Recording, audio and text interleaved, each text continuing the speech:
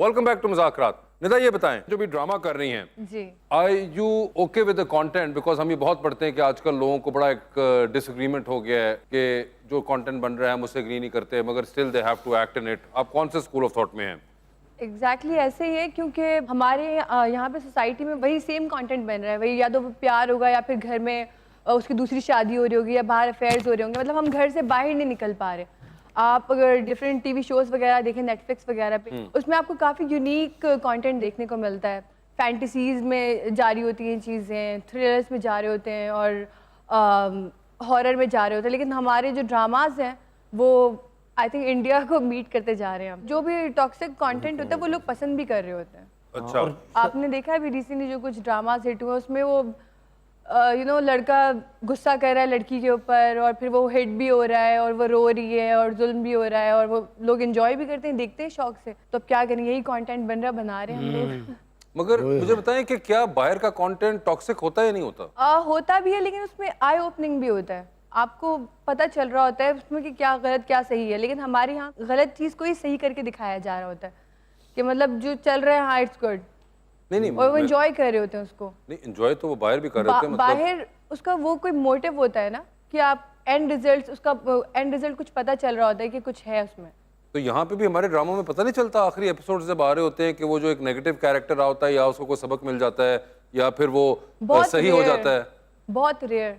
तो क्या हम नेगेटिव को नेगेटिव पे ही छोड़ देते हैं? मतलब एक वो जो दिखाते हैं बहू पे जुल्म हो रहा है तो वो जुल्म होता ही चला जाता वो है। सिर्फ एंड के 1-2 एपिसोड्स में आता है, लेकिन वो सेम ही होता है एक तरीके से कि मतलब अच्छा अब उसको रियलाइज हो गया और बस दैट्स इट। इस पे लिखा बहुत जाता है, मगर मुझे समझ नहीं आती कि बाहर के भी तो ड्रामों में और फिल्मों में अगर कोई होता है तो विलन रहता है। मतलब विलन तो विलन रहता है, लेकिन वो एक जो स्टोरी टेलिंग होती है वो बहुत खूबसूरती से लिखी गई होती है और उसमें ट्विस्ट काफ़ी आ रहे होते हैं, चेंज हो रही होती है स्टोरी और हर स्टोरी डिफरेंट होती है।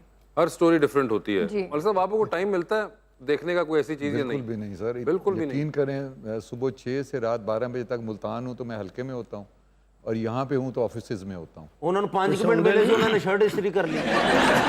बिल्कुल भी नहीं टाइम। ये कैसे?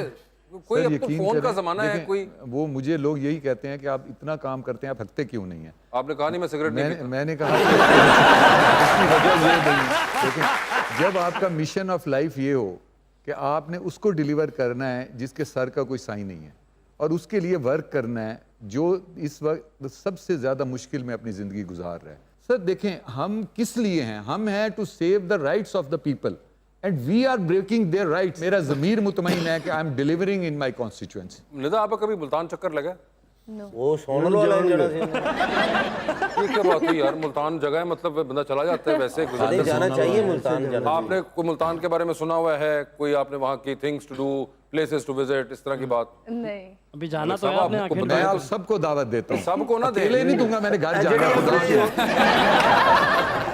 ਜਿਹੜੀ ਤੁਸੀਂ ਆਪਣੇ ਇਲਾਕੇ ਦੀ ਇੰਨੀ ਤਾਰੀਫ ਕਰ ਰਹੇ ਜੇ ਨਾ ਸਿਰ ਤੁਹਾਡੀ ਵਜ੍ਹਾ ਤੋਂ ਕਰ ਰਹੇ मैं आपके जाल में नहीं फंसूंगा। क्या देखें हम तो सर मैं सबको दावत देता हूँ, आप मुल्तान आए। मलिक साहब आप हमारे पे 5-6 दफा आ चुके हुए हैं। आपने हमें उस तरह जो दावत देनी थी वो खैर कराची से ही है तो उनको तो स्पेशल दावत दे दें। देखें उन्होंने बिल्कुल नहीं, हमने तो फिर देखा हुआ उन्होंने पूछा था मुल्तान। मुझसे बैक स्टेज, मैंने पूछा था कि आप मुल्तान कोई भी आए? पूछ अच्छा ये भी पूछा मैंने ये था? पूछा आप मुल्तान में नहीं है या नहीं है? थोड़े ना। अच्छा तो ये उन्होंने पूछा था तो आपने क्या कहा कि मैंने नहीं? यही कहा, बताया था कि मैं नहीं आई। अच्छा फिर उन्होंने क्या कहा?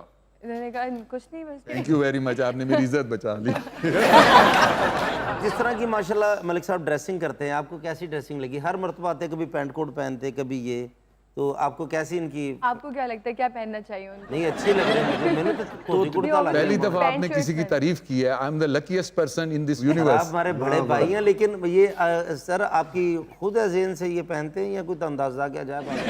ड्रेस मास्टर रखा हुआ है। देहाती लोग हैं, हमें क्या ड्रेस मास्टर फिर रखे। वैसे मुझे पता है वोट वगैरह कास्ट करती हैं आप? जी और पिछली बार भी किया था जी और अब जब भी अगली बार इन लोगों ने आने दी तब करेंगी?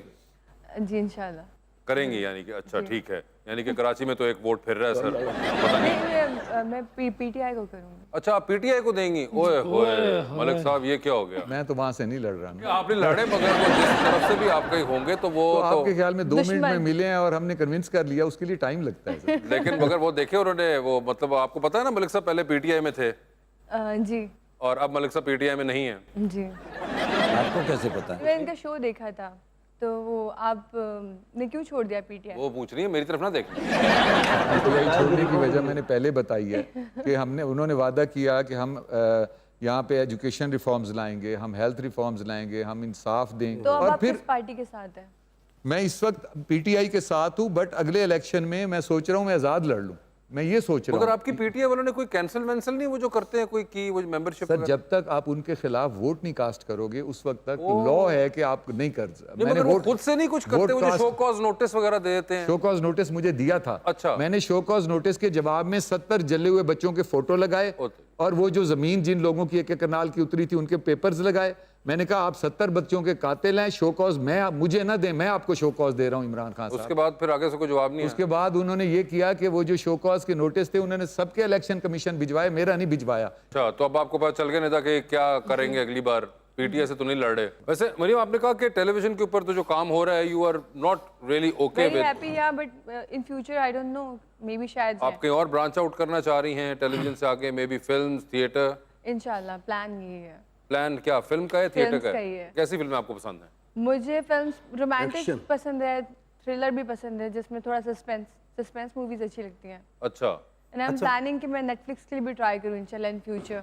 अच्छा, नेटफ्लिक्स के लिए भी ट्राई करना चाहती हैं? जैसे आपको फिल्में पसंद हैं, जी। तो ये तो बड़ी अच्छी बात है, हर बंदा फिल्म देखता है जिसके पास टाइम होता है। लेकिन कुछ लोग ऐसे भी हैं जो आपको बहुत ज्यादा पसंद करते हैं, आपके फैंस हैं, जैसे मैं हूँ सारी जिंदगी के लिए। तो आपको भी कोई ऐसा कोई अच्छा लगा है कि जिसकी आप फैन हो?